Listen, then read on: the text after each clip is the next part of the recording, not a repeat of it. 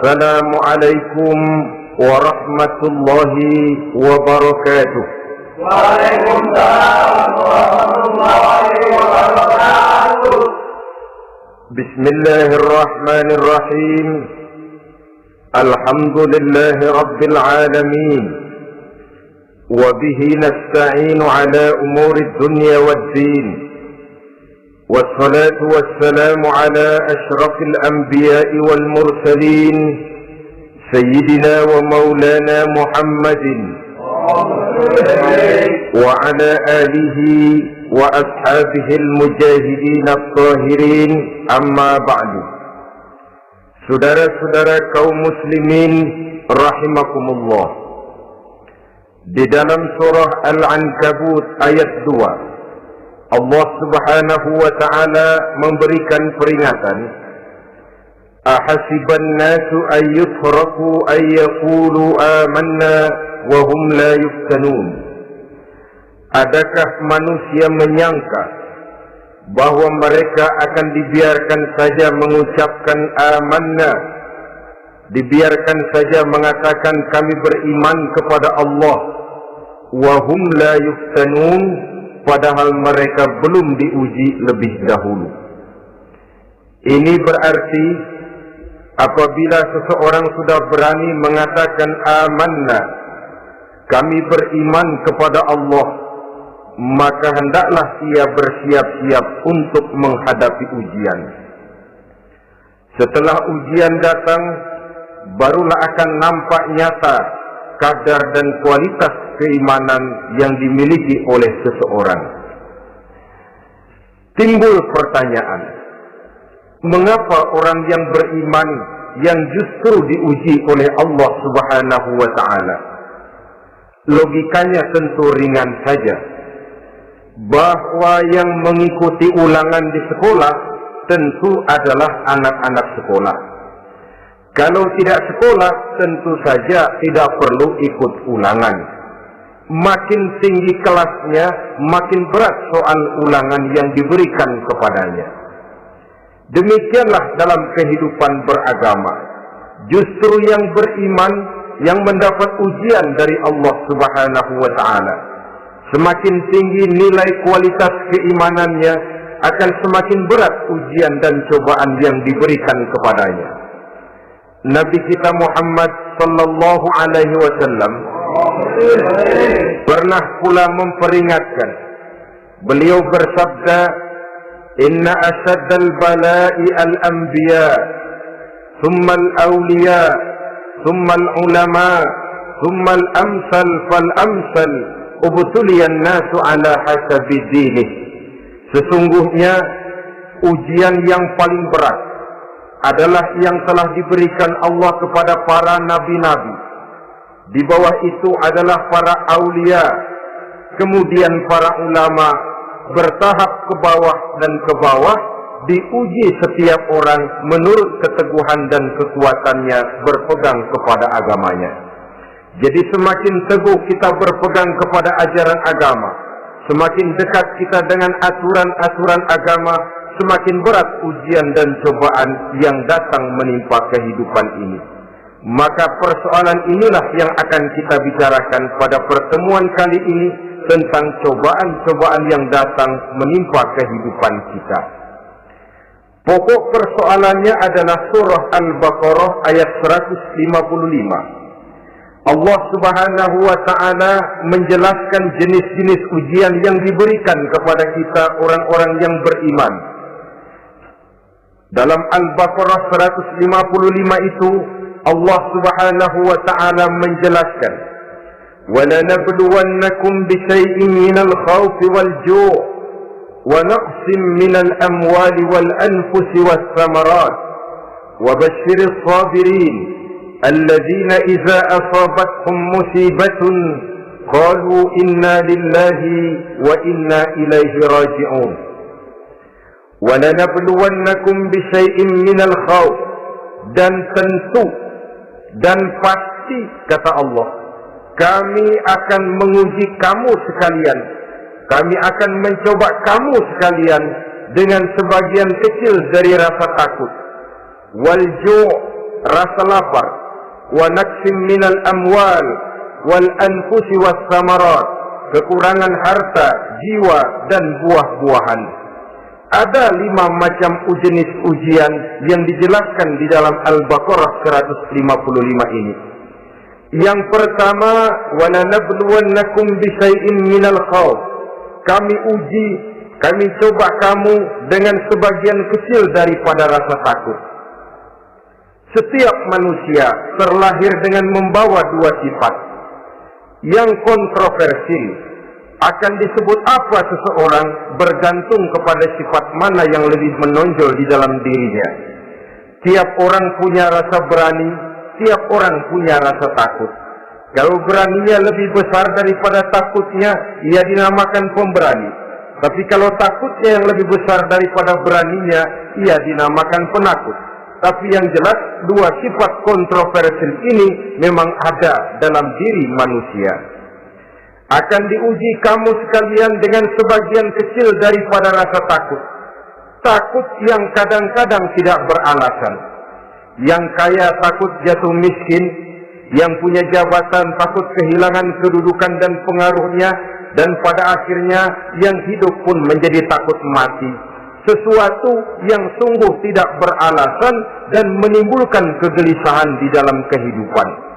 Mari kita lihat dampak yang ditimbulkan oleh rasa takut ini. Ada orang kaya yang takut jatuh miskin. Akibat rasa takutnya ini, pertama, ia menumpuk-numpuk harta sebisa-bisanya dengan menghalalkan segala macam cara. Tidak peduli halal haram, tidak ngerti hak batil, tidak tahu hak dan pantas dan ma'ruf munkar atau tercela. Yang penting ia bisa menumpuk-numpuk harta, menimbun-nimbunnya, tidak hanya cukup untuk dirinya sendiri. Kalau perlu anaknya sudah dipersiapkan untuk jadi orang kaya, cucunya disiapkan jadi orang kaya, anak cucunya, cucu-cucunya, seluruhnya. Dia takut jatuh miskin. Kemudian akibat dari rasa takut ini, ia pun terjebak ke dalam penyakit bakhil bin pelit alias kikir. Tidak sedikit pun tergerak hatinya untuk memberikan bantuan dan pertolongan kepada mereka yang memang memerlukannya. Termasuklah ia ke dalam apa yang diingatkan Allah, allazi jama'a malan wa ajjadahu yahsabu anna malahu akhlada. Orang-orang yang menumpuk-numpuk harta kemudian menghitung-hitungnya. Dia menyangka bahwa hartanya akan dapat mengekalkan kehidupannya di dunia ini. Dia menyangka hartanya akan dapat mengekalkan kebahagiaannya di dalam kehidupan ini. Maka kerjanya hanya menumpuk dan menumpuk, dan dia sangat takut untuk jatuh miskin. Saudara-saudara kaum muslimin rahimakumullah, lalu yang kebetulan punya jabatan takut kehilangan kedudukan dan pengaruhnya, maka ia akan melakukan segala cara dan jalan untuk menjaga keamanan dan ketenangan dari jabatan yang sedang didudukinya. Hilang kesadaran bahwa jabatan adalah amanah. Hilang pengertian bahwa kedudukan adalah alat untuk berbuat baik dan mengabdi kepada sesamanya. Yang ada pikirannya hanyalah bagaimana menjaga kedudukan dan pengaruhnya agar tetap ada dalam dirinya. Segala cara pun dilakukan dan kadang-kadang ia kehilangan kontrolnya. Kemudian pada akhirnya manusia pun dilanda oleh perasaan takut mati. Sungguh sangat tidak beralasan sama sekali. Karena mati adalah kewajiban dari semua yang bernama hidup. Dan Nabi mengingatkan, al-mautu babun wa kullun nasi dakhilu. Mati adalah merupakan satu pintu yang setiap orang akan masuk ke dalam pintu itu. Bahkan mati sesungguhnya bisa merupakan nasihat di dalam kehidupan kita. Beliau bersabda, taraktu fikum nasihataini, nasiqan wa samitan. Aku tinggalkan kepada kamu 2 macam nasihat. Pertama, nasihat yang pandai bicara, dan yang kedua, nasihat yang diam saja. Sahabat bertanya, nasihat yang pandai bicara itu apa ya Rasul? Beliau menjawab, Al-Quran. Kalau nasihat yang diam saja apa ya Rasul? Beliau menjawab, mau. Saudara-saudara kaum muslimin rahimakumullah, yang kaya takut miskin, yang punya jabatan takut kehilangan kedudukan dan pengaruhnya, dan pada akhirnya yang hidup pun menjadi takut mati. Sesungguhnya takut-takut yang sangat tidak beralasan sama sekali. Jika orang kaya takut jatuh miskin, untuk itu kemudian dia menghalalkan segala macam cara untuk menumpuk kekayaan yang tidak akan habis dimakan selama 7 turunan, kemudian diiringi dengan sifat bakhil, sifat tertutup, sifat berpangku tangan melihat kesulitan dan penderitaan orang lain, maka sesungguhnya dia tidak merasa bahwa harta merupakan titipan dari Allah Subhanahu wa Ta'ala, bahwa ia merupakan alat dan bukan merupakan tujuan di dalam kehidupan ini. Takut miskin adalah satu penyakit yang mengakibatkan orang lupa diri dan lupa daratan. Takut kehilangan kedudukan dan pengaruh juga adalah penyakit yang menyebabkan orang menghalalkan segala macam cara untuk menjaga kedudukan dan jabatannya. Dan takut mati juga sebenarnya sesuatu yang tidak beralasan, sebab siapa yang berani hidup harus berani pula menghadapi mati. Yang takut mati tidak usah hidup saja, karena mati adalah kewajiban bagi semua orang-orang yang hidup. Oleh karenanya, rasa takut yang tidak beralasan sesungguhnya merupakan ujian untuk menguji nilai-nilai keimanan yang ada di dalam diri kita.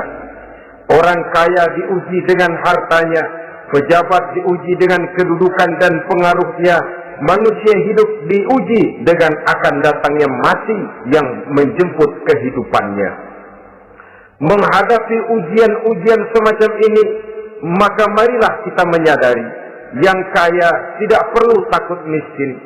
Dari Allah harta itu datang, kepada Allah harta itu akan kembali. Yang punya kedudukan dan pengaruh tidak usah takut kehilangan kedudukan dan pengaruhnya, karena jabatan sesungguhnya merupakan amanah dari Allah Subhanahu wa Ta'ala yang harus digunakan dan dianggap sebagai kesempatan untuk berbuat kebajikan sebanyak-banyaknya. Saudara-saudara kaum muslimin rahimakumullah, ini bagian pertama dari ujian-ujian yang ada dalam Al-Baqarah 155. وَلَنَبْلُوَنَّكُمْ بِشَيْءٍ مِّنَ الْخَوْفِ, kami akan uji, kami akan coba kamu dengan sebagian kecil daripada rasa takut. Takut yang kadang-kadang saya katakan sekali lagi sangat tidak beralasan. Akibatnya bisa menimbulkan gejala-gejala yang aneh di dalam kehidupan kita.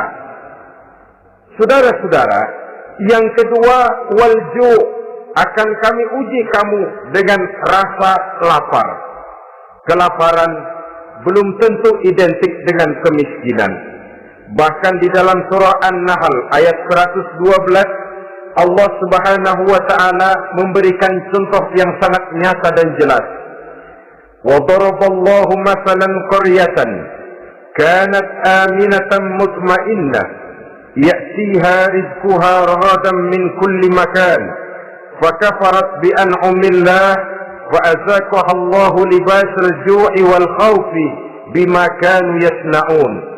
Allah memberikan contoh bagaimana keadaan satu negeri yang makmur, aman, tenang, tentram. Rezekinya datang dari segala arah. Fakafarat bi an'umillah, tapi sayang sekali penduduknya kufur dengan nikmat yang diberikan Allah Subhanahu wa Ta'ala kepada mereka. Akibatnya fa'azaqahallahu libasal ju'i wal khauf, Allah timpakan kepada mereka kelaparan dan ketakutan bima kanu yasnaun, sebagai akibat dari apa yang telah mereka lakukan. Marilah kita melihat contoh dalam Al-Quran ini untuk mengadakan introspeksi di dalam diri dan kehidupan kita masing-masing. Adalah satu keberuntungan bahwa kita sebagai manusia dijadikan Allah sebagai khalifahnya di permukaan bumi ini, yang ditugaskan untuk membudidayakan alam, mengelola dan mengambil manfaatnya bagi sebesar-besar manfaat di dalam kehidupan kita. Dijadikannya bumi untuk tempat tinggal kita sebagai hamparan di mana segala fasilitas dan kebutuhan hidup kita tersedia. Tinggal lagi kita pandai-pandai mengelolanya. Apalagi buat kita Muslim yang tinggal di persada Nusantara tercinta Indonesia ini. Satu negara yang orang katakan untayan jamrut katulistiwa, yang hijau ranau subur makmur, melahirkan slogan dengan kata gemah rifah loh jenawi soso tentrem kerto raharjo. Negara yang demikian subur, negara yang demikian indah, negara yang demikian hijau ranau ini, apabila kita terkena fakafarat bi an'umillah, kufur kepada nikmat yang diberikan oleh Allah kepada kita, dia tidak akan mendatangkan ketenangan, dia tidak akan mendatangkan kesejahteraan, bahkan akan sangat boleh jadi akan menimbulkan kekacauan, ketidaktenangan, dan kelaparan di tengah negara yang subur makmur. Inilah yang sangat menyedihkan. Kenapa ini bisa terjadi? Fakafarat bi an'umillah, orang kufur terhadap nikmat yang diberikan Allah Subhanahu wa taala. Diberikan negara yang subur, makmur, indah, hijau ranau, tapi dikelola dengan cara yang brutal dan membabi buta. Menguras sumber daya alam melampaui sebagaimana yang seharusnya, sehingga memperkosa keadaan alam itu sendiri.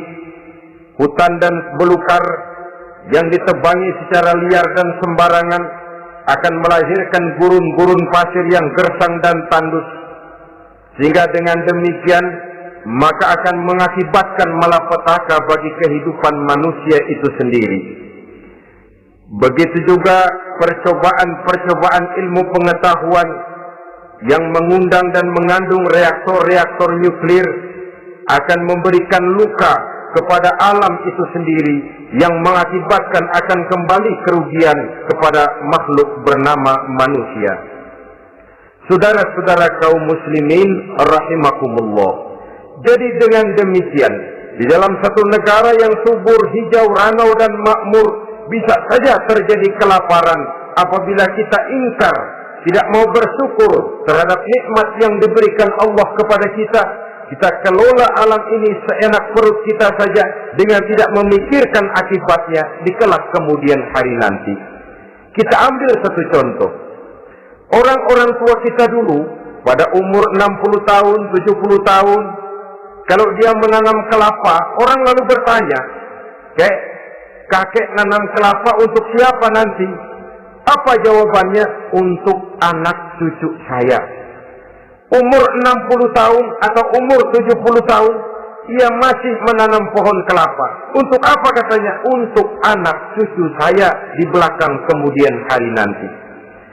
Orang yang bisa menanamkan sesuatu untuk generasi yang akan datang, itulah orang tua yang bijaksana. Tapi orang yang menanam sesuatu hanya untuk kepentingan dirinya sendiri saja, maka itulah orang yang hanya mementingkan diri sendiri atau orang egois.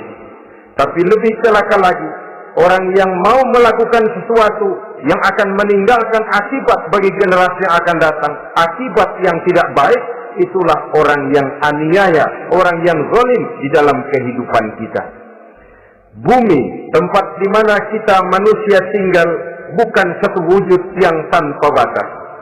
Pernahkah kita membayangkan cuma satu bumi untuk dihuni oleh 5 miliar lebih dari makhluk bernama manusia, yang kadang-kadang pertumbuhan sarana untuk menunjang kehidupan tidak sepesat pertumbuhan jumlah makhluk bernama manusia itu sendiri.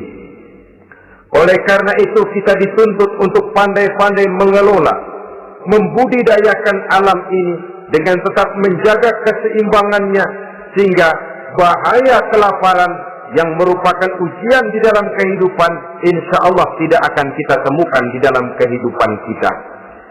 Saudara-saudara kaum muslimin rahimakumullah, ini kelaparan dalam artian sebagai satu bangsa.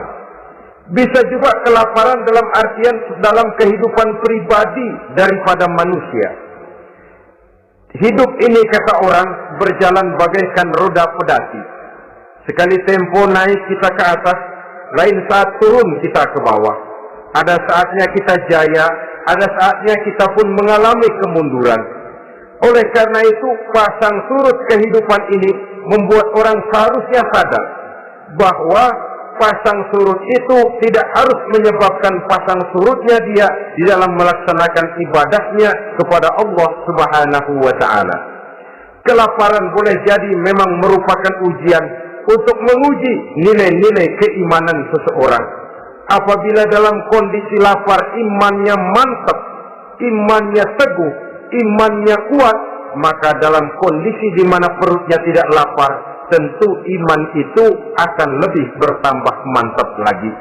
Kalau orang perutnya kenyang, kalau orang perutnya berisi penuh, lalu imannya stabil, kemudian pada saat kelaparan imannya pun mengalami penurunan, maka di situ nyata, di saat dia diuji dengan kelaparan, kualitas imannya ikut menyurut, mundur ke belakang, dan mengalami proses degradasi, proses peluncuran dan penurunan.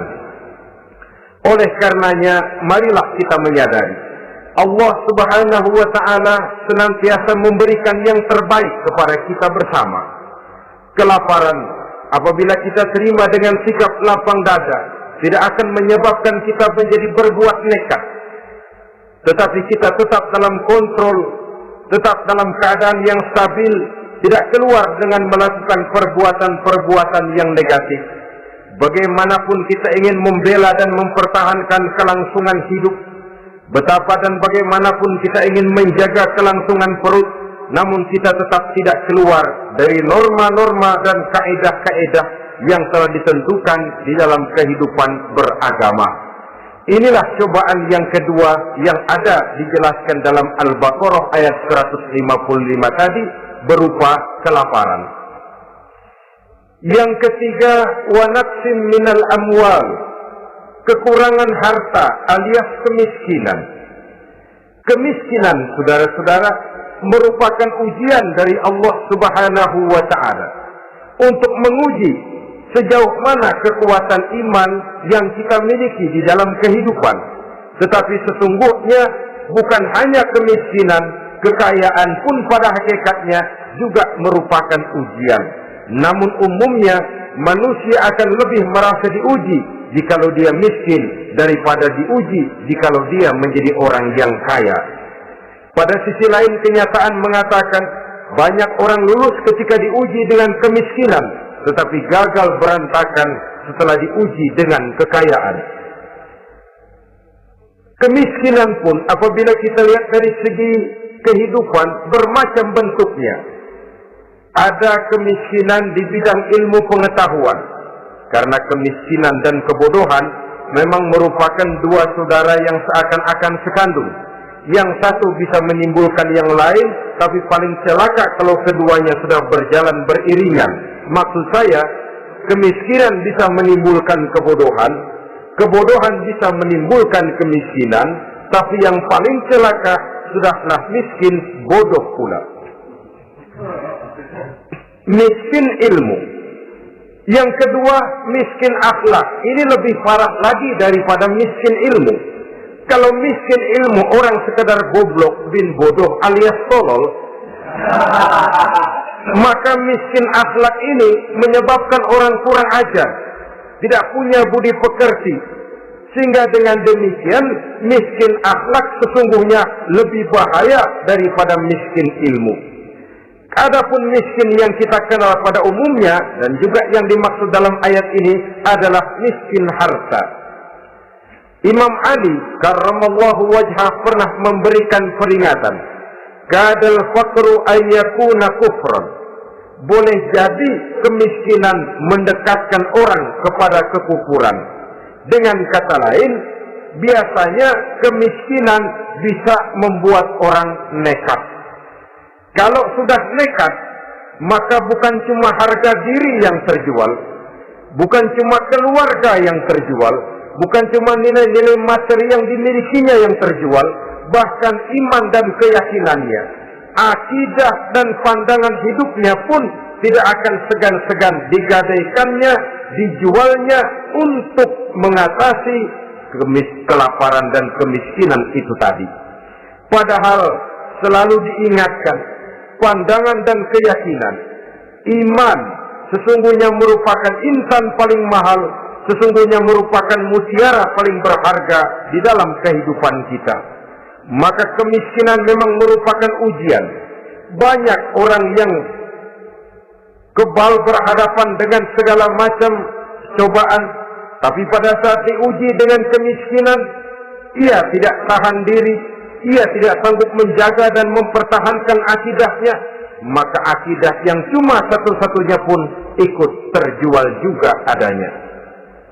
Saudara-saudara kaum muslimin rahimakumullah, mari kita menelusuri bahwa sesungguhnya Nabi menyatakan, ajaban li amril muslim, inna amrahu kullahu lahu khair.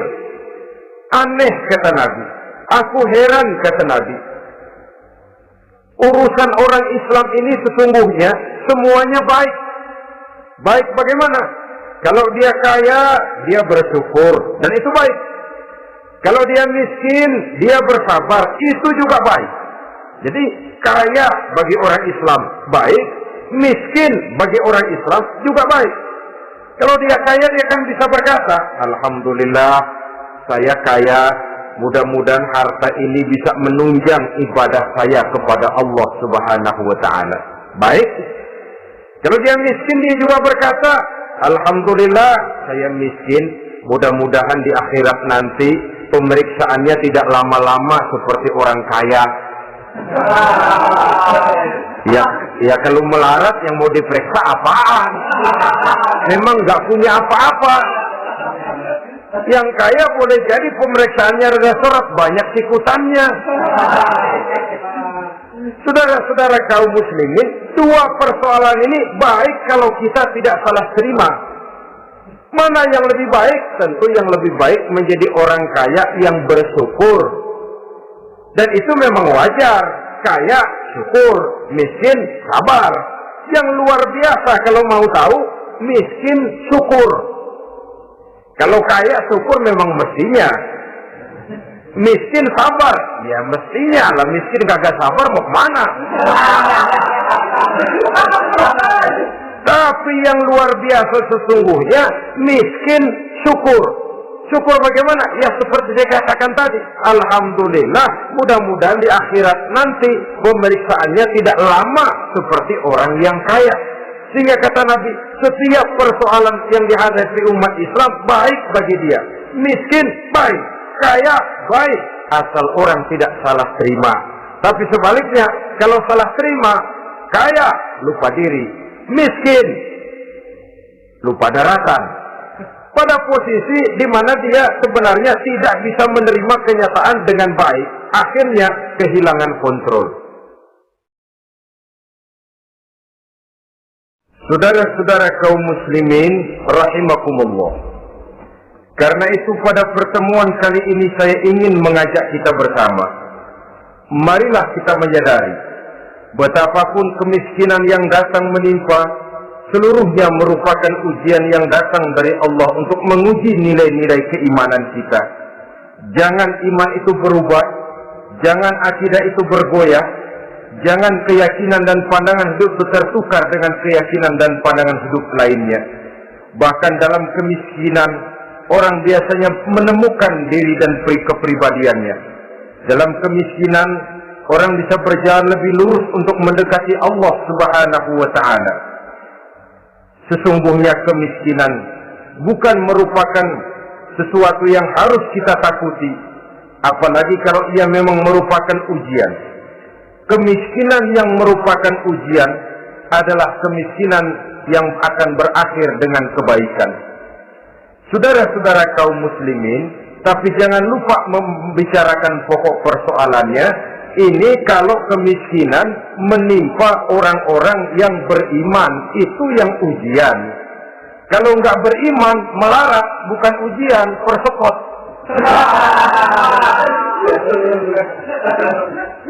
Nah, orang lalu bertanya, Pak, kalau orang kafir kaya bagaimana? Nah, begini saudara-saudara, dalam agama itu ada yang disebut nikmat, ada yang disebut istidraj. Kalau nikmat itu hanya diberikan kepada hamba-hamba yang beriman. Kalau istidraj itu diberikan kepada siapa saja yang mau berusaha. Tidak soal dia beriman atau tidak, tidak soal dia mau bersujud atau tidak, asal dia berusaha, dia dapat. Itu yang dinamakan istidraj. Seperti orang mancing ikan, mesti diberikan umpan. Setelah umpan itu dimakan, tidak langsung ditarik, tapi diulur dulu sampai kira-kira mata kail itu nyangkut di leher si ikan, baru diangkat ikan itu ke atas, dan sampai di atas kita bisa maklum nasib ikan tadi. Bisa digetok, bisa dibacok, bisa digoreng, bisa dipepes, tapi yang jelas nasibnya merana. Maka kalau ada orang makin jauh dari agama, makin kaya, makin tidak mau sholat, makin berlimpah hartanya, saudara tidak usah heran, cukup dalam hati saja, ikan lo. Jangan keras-keras, marah dia.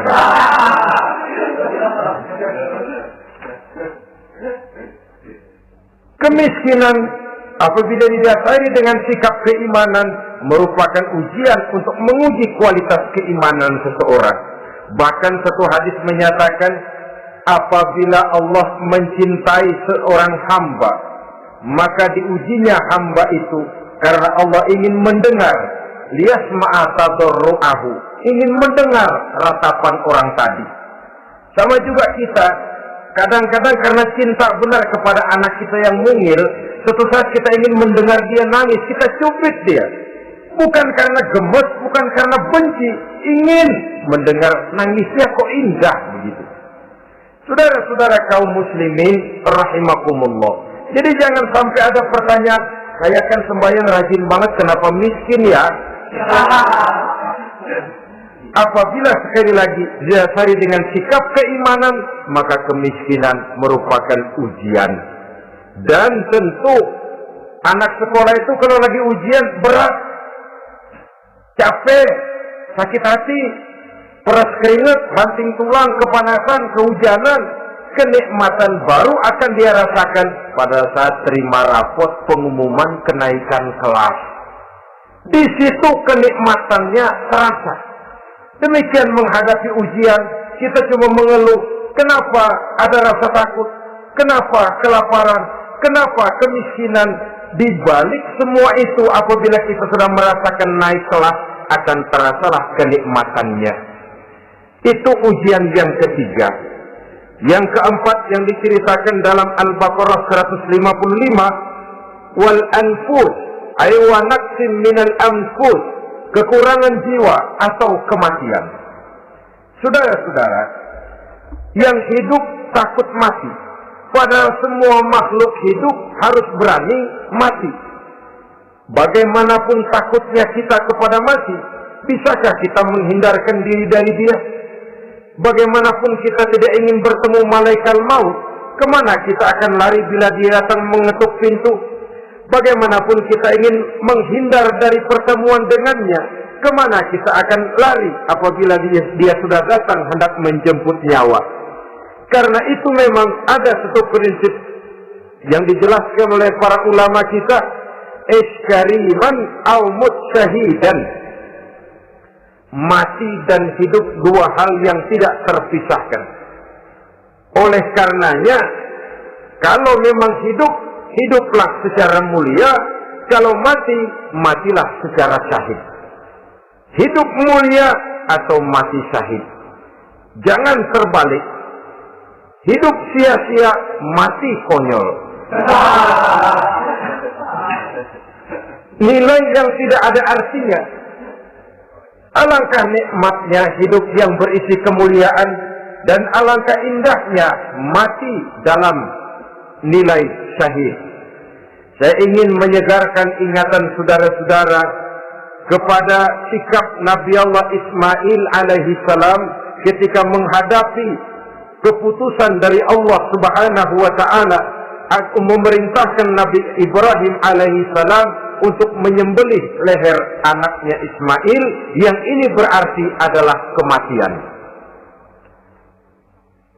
Ketika datang perintah untuk menyembelih leher Nabi Ismail, Nabi Ibrahim berkata kepada putranya, "Ya bunayya inni ara fil manami anni azbahuka wanzur madza tara."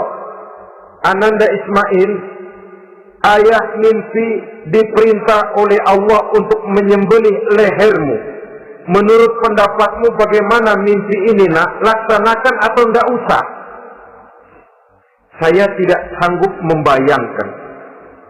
Anak cuma satu-satunya. Sudah lama diharapkan. Si buah hati belahan jantung pelanjut cerita penerus sejarah. Ketika anak ini sedang lucu-lucunya, turun perintah untuk menyembelihnya.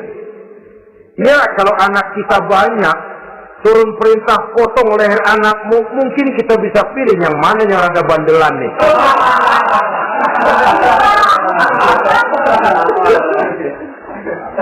Tapi ini anak cuma satu-satunya. Lucu, sudah lama diharapkan. Dan memang itu juga merupakan ujian kepada Nabi Allah Ibrahim.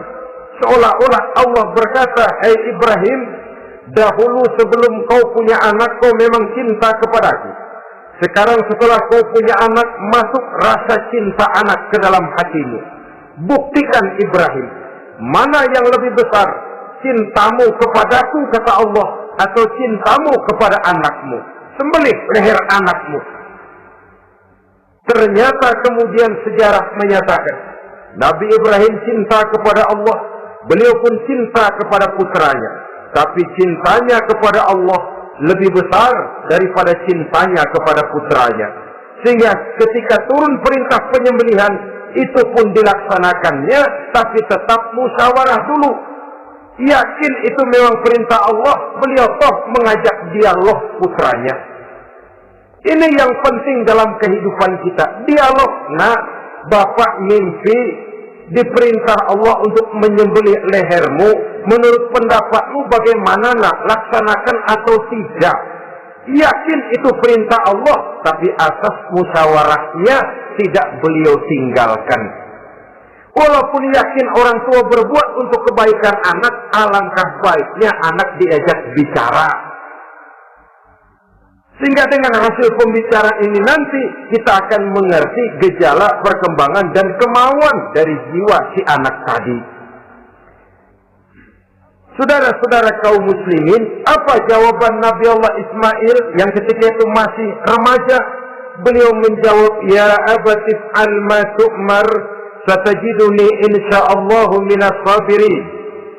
Bapak, jikalau memang ini memang perintah Allah, laksanakan saja Bapak. Tidak usah ragu. Mudah-mudahan nanti Bapak akan menemukan saya termasuk ke dalam golongan orang-orang yang sabar. Ini pantulan doa Nabi Ibrahim dahulu ya, ketika meminta seorang keturunan yang merupakan anak yang soleh. Jawaban dari anak yang soleh. Kalau memang ini perintah Allah Bapak, laksanakan saja. Saya insya Allah termasuk ke dalam golongan orang-orang yang sabar. Kalau Allah memerintahkan Bapak untuk menyembelih leher saya, silahkan Pak. Saya ikhlas, saya ridho, saya rela untuk memenuhi perintah Allah Subhanahu wa Ta'ala. Ini jawaban anak soleh. So itu sering saya katakan, kalau kita cuma punya anak pintar tidak soleh, mungkin jawabannya nggak begini. Nak, Bapak diperintah motong leher kamu, nak, bagaimana pendapatmu? Mungkin dia jawab, Bapak aja yang tuaan, Pak.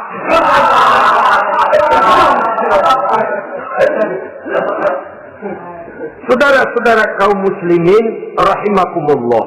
Jadi prinsip ini gugur memenuhi panggilan Allah. Hidup mulia atau mati dengan syahid. Dua pilihan yang harus dua-duanya bisa kita laksanakan. Iskariman atau mutsyahidan. Kalau hidup, hiduplah dalam kemuliaan. Kalaupun mati, matilah sebagai syahid. Sebagai orang yang dikenang kebaikan dan kebajikannya.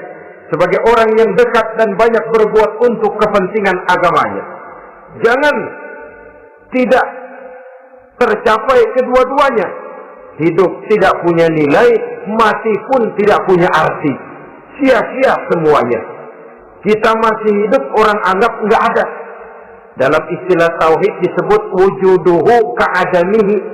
Adanya sama dengan tidak adanya. Dia sih ada apa nggak ada sama, gitu-gitu juga.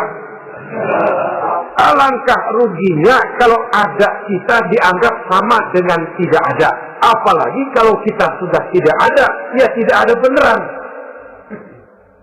Iskariman au mutsyahidan. Hiduplah mulia atau matilah sebagai syahid.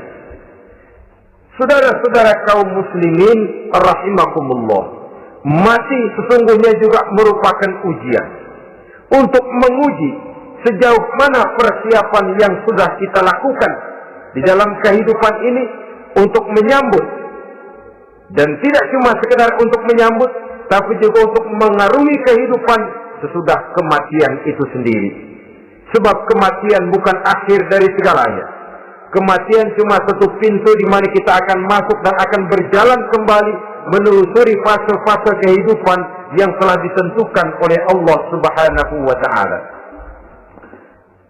Saudara-saudara kaum muslimin rahimakumullah, pembicaraan tentang kematian ini pun bisa kita evaluasi. Ada yang takut mati usahanya, ada yang takut mati karirnya, ada yang takut mati rezekinya, ada yang takut mati batinnya, ada yang takut mati jasmaninya, dan lain sebagainya. Seluruh ketakutan kepada kematian itu memang merupakan hal yang wajar. Ada yang takut mati usahanya, ada yang takut mati karirnya, ada yang takut mati rezekinya. Tapi kalau ketakutan itu lalu melahirkan perbuatan-perbuatan negatif yang menimbulkan penyimpangan, itu sudah di luar dari yang seharusnya. Kematian merupakan ujian. Menghadapi segala macam ujian termasuk kematian ini akan kita bicarakan pada bagian penutup nanti. Yang kelima, saudara-saudara, ujian yang dijelaskan dalam Al-Baqarah 155 tadi, wa naqsin minas samarat, kekurangan buah-buahan. Kekurangan buah-buahan bisa berarti paceklik. Ini juga bisa diakibatkan oleh apa yang dijelaskan dalam An-Nahl 112 tadi. Orang kufur kepada nikmat yang diberikan Allah Subhanahu wa taala. Orang jauh dari petunjuk-petunjuk agama, merasa segala persoalan bisa dipecahkan dengan kemampuan otaknya, hilang rasa ketergantungannya kepada Allah Subhanahu wa taala. Maka usahanya bisa berakhir dengan yang tidak diharapkan. Sudah bikin target, tahun ini kita bakal panen raya besar. Tahu-tahu tikus ngamuk. Habis padi digarap oleh tikus, panen bisa gagal. Bahkan beberapa tahun yang lalu, kita masih ingat bagaimana ulat-ulat menyerbu pohon-pohon jambu. Ribuan batang pohon jambu, ribuan pohon-pohon jambu itu mati. Lalu jambu-jambu itu tidak bisa lagi dimanfaatkan dalam kehidupan. Tikus yang menyerbu sawah, ulat yang menyerbu pohon-pohon jambu, angin topan, puting beliung, gempa bumi, itu sudah proses-proses di luar kemampuan manusia untuk mendeteksinya. Disinilah manusia harus sadar bahwa setelah ia berusaha dan berusaha sesuai dengan keterikatannya kepada hukum alam, kepada sunnatullah, maka ia harus punya sandaran vertikal kepada Allah Subhanahu wa taala, agar bila usahanya berhasil, dia tidak lupa diri dan lupa daratan.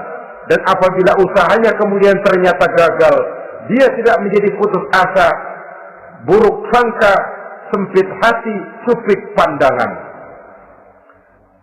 Cobaan datang dari Allah Subhanahu wa taala berupa kekurangan buah alias paceklik. Saudara-saudara, menghadapi cobaan dan ujian yang saya katakan tadi, 5 macam ini, Apa konsepnya? Apa jalan keluarnya? Ayat selanjutnya dalam kalimat tadi menjelaskan wa basyiris sabirin, menghadapi ujian-ujian dalam hidup, baik rasa takut, kelaparan, kemiskinan, kematian, kekurangan harta, kekurangan buah-buahan. Wa basyiris sabirin, gembirakan orang-orang yang sabar. Menghadapi segala macam ujian tadi, gembirakan orang-orang yang sabar. Siapa orang yang sabar itu? Alladzina iza asabathum musibatun qalu inna lillahi wa inna ilaihi raji'un. Yaitu orang-orang yang apabila menghadapi ujian, ditimpa musibah, mereka berkata, sesungguhnya kami berasal dari Allah dan sesungguhnya kepada Allah pula kami akan kembali. Bukan cuma sekedar ucapannya, tapi penghayatannya kepada filsafat yang terkandung di dalam kalimat itu tadi. Maka jadilah dia semacam lipstick, jadilah dia semacam dekorasi. Apabila kita berjanji dan dalam hati kita sudah ada kemungkinan besar kita tidak akan datang, kita tetap menggunakan kata-kata insya Allah. Padahal yang jelas tidak akan mau datang adalah kita. Kita sandarkan dan kita kembalikan itu kepada Allah. Sesungguhnya kami berasal dari Allah. Sesungguhnya kepada Allah juga kami akan kembali. Bukan cuma sekedar ucapannya, tapi juga penghayatan kepada filsafat yang terkandung di dalamnya. Kalau suatu saat kita harus kehilangan harta yang kita miliki, kenapa tidak berpikir inna lillahi wa inna ilaihi raji'un? Bahwa dulu pun ketika lahir ke dunia ini tidak ada harta yang saya bawa. Kalau sekarang harta itu hilang, inna lillahi wa inna ilaihi raji'un. Itu yang saya maksud. Kalau sekarang, kalau suatu saat kita harus melepaskan pangkat jabatan yang kita sayangi, kenapa kita tidak kembali kepada inna lillahi? Dulu pun ketika waktu lahir ke dunia ini tidak ada pangkat dan jabatan yang saya bawa. Kalau sekarang harus pensiun, inna lillahi wa inna ilaihi raji'un. Ini kadang-kadang enggak dengar mau mutasi, mau pensiun, mulutnya inna lillahi, tapi gerbek-gerbek dukun diusut.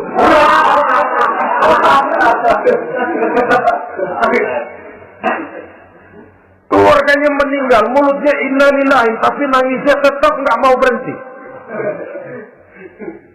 Bukan cuma sekedar ucapannya, tetapi penghayatan kepada nilai dan filsafat yang terkandung di dalam kalimat inna lillahi itu. Sesungguhnya segalanya saja berasal dari Allah. Segalanya saja akan kembali kepada Allah Subhanahu wa ta'ala. Kalau ini yang kita jadikan landasan, maka sesungguhnya menghadapi berbagai ujian ini, kita tidak akan salah tingkah, tidak akan salah tingkah, tidak akan salah sikap. Kalau sudah ini dasar dan fondasi yang menjadi landasan tempat di mana seluruh cobaan datang bertumpuk, segalanya datang dari Allah, segalanya akan kembali kepada Allah, maka betapapun bertumpuk ujian datang menimpa, rasanya tidak akan lagi membuat kita goyah, karena fondasi tempat kita berdiri sudah demikian kokoh dan kuatnya. Dan fondasi itu inna lillahi wa inna ilaihi raji'un. Segalanya datang dari Allah, segalanya akan kembali kepada Allah Subhanahu wa ta'ala. Keyakinan ini memberikan kelapangan jiwa. Dari kelapangan jiwa maka akan tertuang ketenangan dan ketentraman.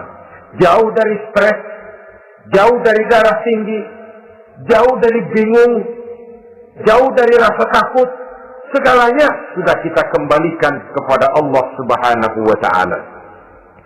Saudara-saudara kaum muslimin rahimakumullah. Oleh karenanya, ini jalan keluar dan inilah orang yang sabar. Yaitu orang yang mengembalikan segala persoalan bahwa segalanya datang dari Allah, segalanya akan kembali kepada Allah. Bukan sabar dalam pengertian kita sehari-hari. Sabar, maaf ya, dalam pengertian kita sehari-hari biasanya orang yang sabar yang gak banyak tingkah, diam, gak salah apa-apa, kepala dikelepak. Diam aja. Ente nggak salah apa-apa dikelepak diem ya. Gua lagi sabar, diem loh. Rasanya ini sih, kalau sabar macam ini yang kita punya, boleh jadi kita akan tertindas terus. Sebab itu pada penghujung surah Al-Asr, Allah menggandengkan antara tawasau bil haq dengan tawasau bis sabr. Kebenaran dan kesabaran, dua hal yang memang tidak boleh terpisahkan satu dengan yang lain. Kalau kita benar, kita harus sabar. Kalau kita mau sabar, harus karena benar. Apabila kebenaran satu prinsip, maka kesabaran adalah satu strategi. Prinsip yang tanpa strategi bisa membuat kita tidak akan mencapai tujuan yang kita harapkan. Artinya, kebenaran tanpa kesabaran membuat kita mudah dipatahkan orang, tapi kesabaran tanpa kebenaran akan membuat kita diinjak terus oleh orang lain. Karena itu, kalau yakin kita benar, harus sabar. Kalau mau bersabar, harus karena benar. Dalam hal ini, sifat sabar yang dicontohkan oleh Rasulullah Sallallahu Alaihi Wasallam sungguh memang merupakan jadi panutan. Sepanjang persoalannya adalah persoalan pribadi. Sepanjang pribadi beliau yang dihina, sepanjang pribadi beliau yang dicaci maki, beliau biasanya bisa mengendalikan diri. Tapi kalau sudah agama masalahnya, maka beliau pun tidak segan-segan mencabut pedang maju ke medan perang. Bukan untuk memaksakan agama dan keyakinan, karena agama dan keyakinan memang tidak bisa dipaksakan. Tapi untuk menjaga, membela dan mempertahankan agama dari hinaan, cemoohan dan caci maki orang lain. Yang kita lakukan sebaliknya. Kalau pribadi kita yang dihina, marahnya 17 langit. Tapi kalau sudah agama dicaci maki orang, agama dihina orang, agama diremehkan orang, biarin dah, masih banyak ustaz. Cuma masalah ustazkah agama itu? Cuma urusan kiaikah agama itu? Tidak. Agama itu urusan setiap pribadi muslim. Ya, dia jadi pengusaha, ya dia jadi pejabat, ya dia jadi seniman, ya dia jadi teknokrat, ya dia jadi ekonom, ya dia jadi pakar di berbagai bidang. Agama adalah masalah setiap kita. Kalau pribadi Nabi yang dicaci, pribadi yang dihina dan dicemoohkan orang, beliau mengendalikan diri. Tapi kalau sudah agama taruhannya, beliau tidak segan-segan cabut pedang maju ke medan perang. Sabar tapi pada tempatnya. Sabar tidak dalam artian diam, gelohong, ayem-ayem, gelenggem, menunggu embun yang turun dari langit. Emang lagi lapar, sabar aja. Nggak usah makan, nanti juga waktunya Tuhan kasih kenyang. Kalau sabar macam ini yang kita pakai, lapar terus dah. Emang giliran sakit, sabar aja. Nggak usah berobat, nanti juga waktunya baik, sembuh. Mati terus dah.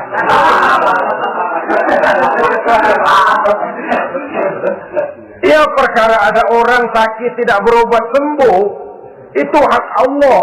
Tapi tidak boleh kita jadikan sandaran, apalagi kalau makom kita dengan Allah masih sedemikian jauhnya. Itu hanya ucapan dari orang-orang yang makom dia dengan Allah itu sudah tidak ada jarak. Permohonannya dipenuhi, kehendaknya dituruti, sebab dia dengan Allah sudah sedemikian dekatnya. Kalau kita masalahnya, yang antara kita dengan Allah ini dilapisi oleh dosa dan kesalahan yang kita kerjakan sendiri, rasanya kita masih harus banyak berbuat sesuai dengan keterikatan kita kepada sunnatullah itu. Orang yang sabar adalah orang yang sadar kepada hakikat dan filsafat yang terkandung di dalam kalimat inna lillah wa inna ilaihi raji'un. Segalanya datang dari Allah, segalanya pun akan kembali kepada Allah. Harta yang hilang tidak membuat kita gundah, pangkat yang harus kita tanggalkan, tidak membuat kita kecil hati, dan tidak akan meninggalkan medan pengabdian. Kenapa? Kita cuma menganggap itu satu titipan. Lain kalau kita anggap itu punya kita, jabatan punya kita. Nah, itu yang kita suka uangkeng. Saudara-saudara kaum muslimin, kesimpulannya, banyak cobaan-cobaan dalam hidup. Yang dibicarakan dalam Al-Baqarah 155 ini, sebagian kecil dari rasa takut, kelaparan, kemiskinan, kematian, dan kekurangan buah-buahan. Menghadapi segala macam ujian tadi, kembalilah kita kepada dasar inna lillahi wa inna ilaihi raji'un. Segalanya datang dari Allah, segalanya pun akan kembali kepada Allah. Semoga dengan sikap ini kita akan lapang dada menghadapi ujian dan akan semakin tangguh iman dan akidah kita menghadapi cobaan yang datang menimpa. Inilah pertemuan pada kali ini, semoga ada manfaatnya. Terima kasih atas segala perhatian, mohon maaf atas segala kekurangan. Usikum wa nafsi bitaqwallah. Wassalamualaikum warahmatullahi wabarakatuh. Waalaikumsalam warahmatullahi wabarakatuh.